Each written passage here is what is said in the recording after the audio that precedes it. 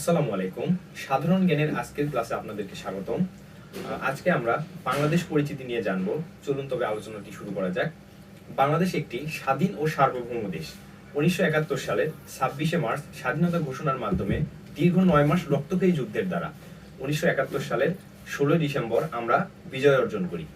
পৃথিবীতে মাত্র দুইটি দেশ রয়েছে যারা স্বাধীনতা ঘোষণার মাধ্যমে স্বাধীনতা অর্জন করেছে। একটি হলো ইউএসএ এবং আরেকটি আমাদের বাংলাদেশ।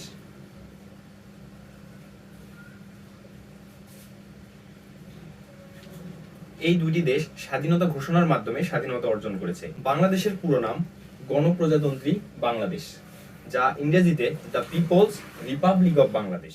বাংলাদেশের আয়তন 1,47,610 বর্গ কিলোমিটার এবং এর সীমান্তবর্তী দেশ রয়েছে দুইটি, একটি ভারত এবং আরেকটি মিয়ানমার। বাংলাদেশের জাতীয় প্রতীক হলো উভয় পাশে ধানের শীষ বেষ্টিত ভাসমান শাপলা ফুল এবং এর উপরে পাট গাছের 3টি পরস্পর সংযুক্ত পাতা এবং এর উভয় পাশে দুটি করে মোট 4টি তারকা। বাংলাদেশের জাতীয় প্রতীকের রূপকার কামরুল হাসান। এখন আমরা বাংলাদেশের পূর্ব, পশ্চিম, উত্তর এবং দক্ষিণের জেলা, স্থান এবং উপজেলা সম্পর্কে জেনে নেব। বাংলাদেশের সর্ব উত্তরের স্থান হলো বাংলাবান্ধা এবং উপজেলা তেঁতুলিয়া, জেলা পঞ্চগড়।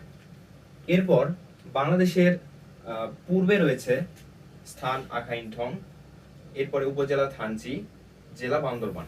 বাংলাদেশের সর্বদক্ষিণের স্থান হলো সেরাদ্বীপ, উপজেলা টেকনাফ এবং জেলা কক্সবাজার।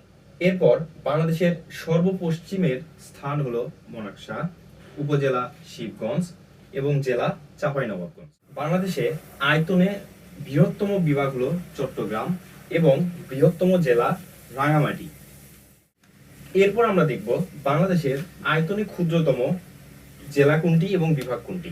তো আয়তনে ক্ষুদ্রতম জেলাটি হলো নারায়ণগঞ্জ এবং ক্ষুদ্রতম বিভাগ ময়মনসিংহ।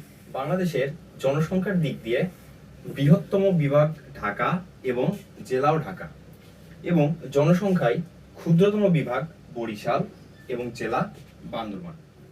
তো এই ছিল বাংলাদেশ পরিচিতি অংশের আলোচনা। পরবর্তীতে আরো ভিডিও পাওয়ার জন্য stay connected with admission aspirants. Till then, good bye.